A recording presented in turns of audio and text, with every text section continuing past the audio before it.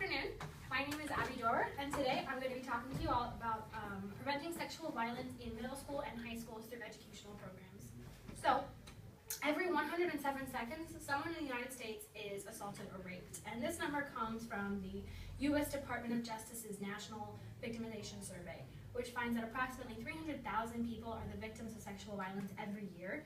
And when I was doing this research, I was originally focused on the sexual assaults that happen on college campuses because this is such a big topic and a concern to most of us here, especially us all being college students. But in the research I was finding, this survey in fact found that 44% of those victims of sexual assault were actually under the age of 18. So almost half of this is happening before students are even getting to university. So we should be focusing on where the problem actually begins, which in this case is in middle school and high schools. Now, the JAMA Pediatrics organization did a 2013 study on sexual violence among adolescents, and what they found was that offenders started young, most first committing an act at age 16. 75% of these acts of violence were within the context of a dating relationship.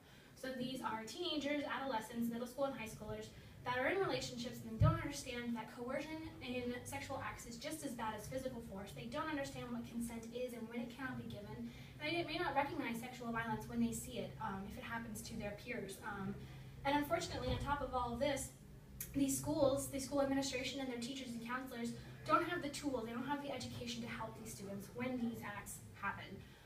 They're not able to prevent these things from happening because they don't have the education to do so. So, what a lot of this research found was that one effective way to help cut down on sexual violence in schools and to help teachers handle the problem was education programs. So, the Center for Disease Control did a research study a few years ago on hundreds of education programs that are in place at middle schools, high schools, and college campuses across the country. And what they found was that there were two programs in particular that were the most effective: safe dates and shifting boundaries. Now we're going to look at why these programs were effective, because these programs or programs like them that are just as effective should be implemented in schools across the country. These were comprehensive long-term programs, which means they were not a one-time assembly that students could go to and then forget about. They were interactive, months-long, sometimes semester or year-long programs that were very hands-on, very interactive, very visual. Students were involved from the very beginning, and they were school-wide movements. And most importantly, they were involving teachers and administration as well, because counselors were finding that they weren't equipped to handle incidents of this violence. So if they were involved in the education as well, they were better equipped to help students prevent incidents of sexual violence from the very beginning, and then if something did happen, they knew how to take care of the students after it happened. So these programs were looking at 6th, 7th, 8th, and 9th graders, which was the appropriate target audience to look at.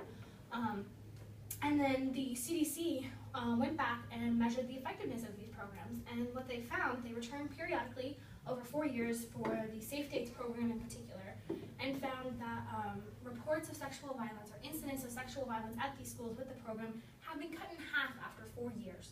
So while this is only looking at reported incidents, obviously sexual violence is one of those crimes that sometimes goes unreported because victims don't feel safe coming forward.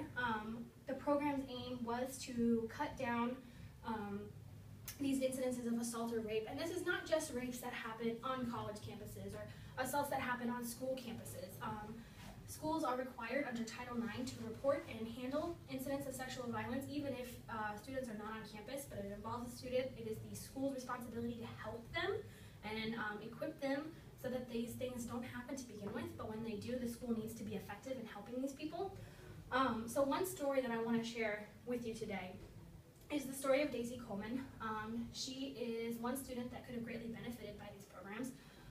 In 2012, she was the center of a big media story because when she was a high school freshman, a 14-year-old in 2012, she and her friend were both raped by older students. Daisy and her friend had been drinking underage with their attackers and his friends, and she was found at 5 a.m. in the front yard of her home, struggling to get to the door. Her attacker had raped her and then left her in the front yard in sub-freezing temperatures. And she had in fact been raped. When they took her to the hospital, they found that. And unfortunately, her community, her school, her peers, nobody had the tools to understand what had happened to her because They didn't understand that sexual violence is sexual violence, and extenuating circumstances don't matter when someone is the victim or the target of something like this, and that victims are victims and should be taken seriously and should be respected by the people that are supposed to help them. Her rapist served no jail time. Instead, he received 2 years of probation and community service. Daisy, in fact, had to move out of town because she was ostracized by her community. She developed an eating disorder. She attempted suicide. The lasting effects of something like this can last a lifetime. And the programs, effective programs, will deal with this knowledge and deal with this behavior change. They will show teachers, faculty, counselors, adults in the community, people that should be helping these students, show them what sexual violence looks like when it happens, how to treat victims that are raped or assaulted, and give bystanders and victims the confidence to come forward and report it when something like this happens, and the confidence to recognize something like this when it happens.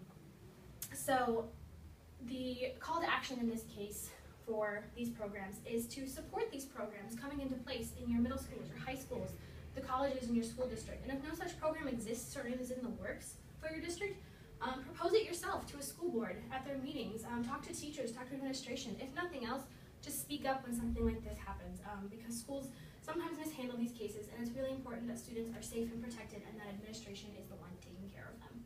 Thank you. Okay, does anybody have any questions?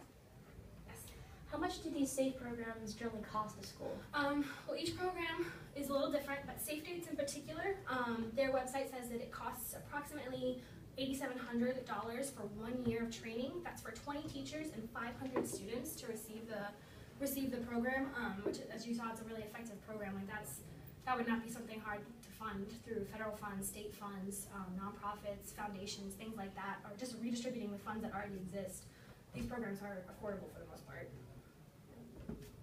Yes. How many schools implemented Safe Dates or the other effective one? Like how many were studied? They studied, I believe, over 400 schools across the country that have these programs in place.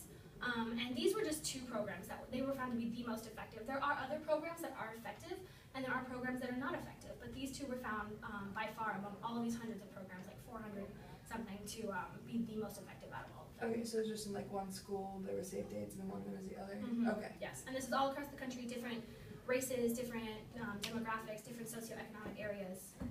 They were effective in this. Anybody else have any questions? Yes. Was there any correlation between race and gender? Well, this is obviously something that happens more disproportionately to women, but men and women are both affected by this. We know that boys and girls are both targets for sexual violence. When researchers were looking at these programs, they found no statistical difference, no significant difference in race. So it wasn't that white students were targeted more often or that black students were targeted more often.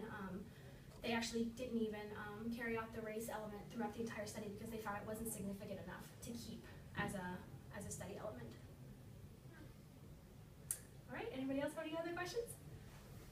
All right, thank you for your time.